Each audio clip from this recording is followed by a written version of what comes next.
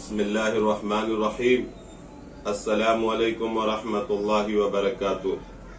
मोहतरम नाज़रीन किराम, मैं डॉक्टर मोहम्मद मुहामिद हिलाल आज़मी, एडिटर माहनामा सदाए Shibli Hyderabad, chairman Shibli international educational trust Hyderabad. मैं सभी लोगों से गुजारिश करता हूं कि चंद घंटों के बाद जब 2021 शुरू होगा तो उसको जश्न के तौर पर मत मनाएं, बल्कि याद रखें कि जो वक्त गुजर गया है वो वापस नहीं आएगा और हम हिसाब करें।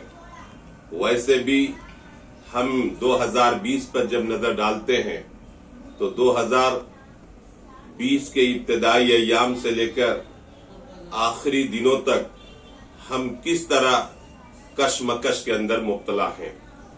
2019 में एनआरसी का मसला, ठंड के मौसम में हमारी माओं और बहनों ने शाहीन बाग का एहतजाज और शाहीन बाग के अंदर एनआरसी और सीए के खिलाफ एक मुनज़्ज़म एहतजाज किया था और जिसकी वजह से पूरे हिंदुस्तान के अंदर अफरा तफरी का माहौल था।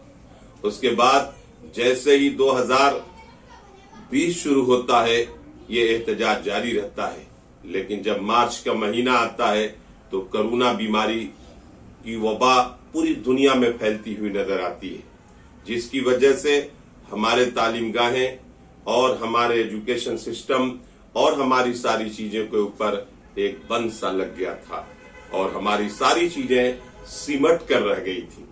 ऐसे माहौल में हमारा पूरा साल, चाहे तालीम हो, चाहे तिजारत हो, चाहे और भी दीगर प्रोग्राम हो, हर तरीके से हम जो है कशमकश के अंदर मुब्तला रहे।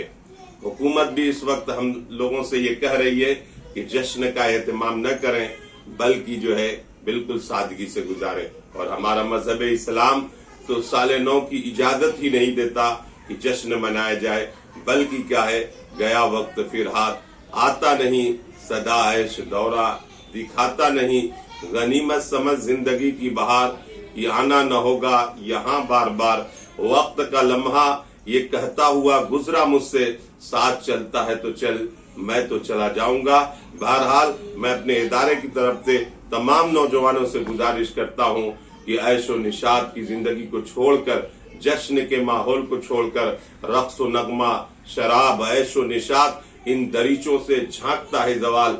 हम क्या है यौम एहतसाब के तौर पर मनाएं और हम कहाँ पे हैं और हमें कहाँ पे होना चाहिए। बेहद शुक्रिया, जज़ाकल्लाह खैर।